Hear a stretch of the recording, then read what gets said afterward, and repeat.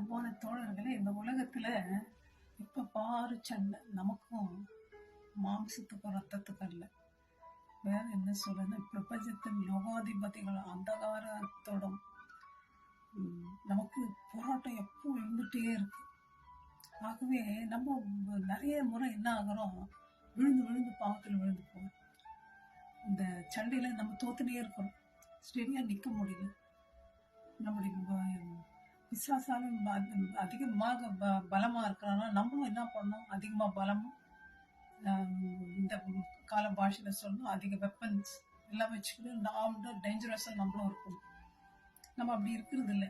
Bible அந்த weapons என்ன சொல்றதுன்னு நம்ம பார்ப்போம். எந்த மாதிரி வெப்பன்ஸ் நம்ம வச்சுட்டு இருக்கோம், விதமான ஆயுதங்கள் நம்ம தடுத்திருக்கோம்.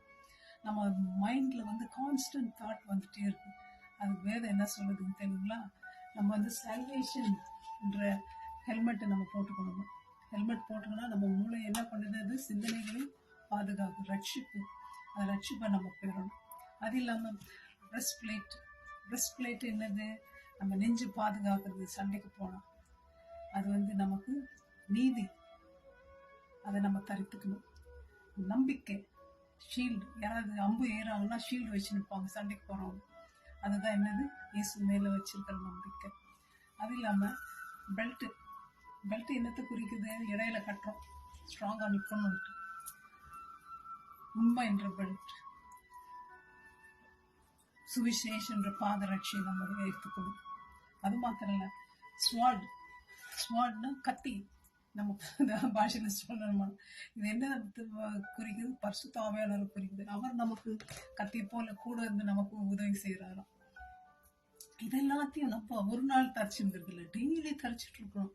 அப்பதான் நமக்கு வர்றத அம்புகளையும் அஸ்திராயுதங்களையும் எதிர்த்து நிக்கிறதுக்கு நமக்கு பலம் இருக்கும். அப்படி இல்லைன்னா விழுந்து போடுவோம் அடிக்கடி பாவத்தில். பிசாசு நம்மளை விட்டு போக முடியாது. பிசாசு என்னை விட்டு போன்னு சொல்றோம், ஆனா பிசாசுக்குரிய காரியங்கள் எல்லாம், பாவங்கள் எல்லாம் உள்ள வச்சுட்டு இருக்கோம். விடுறதுக்கு மனசு இல்லை. இன்னைக்கு விடுறேன் நாளைக்கு விடுறேன். ஏன் அப்படி இருக்கும்? உறுதியா நிற்போம் இயேசுவில்.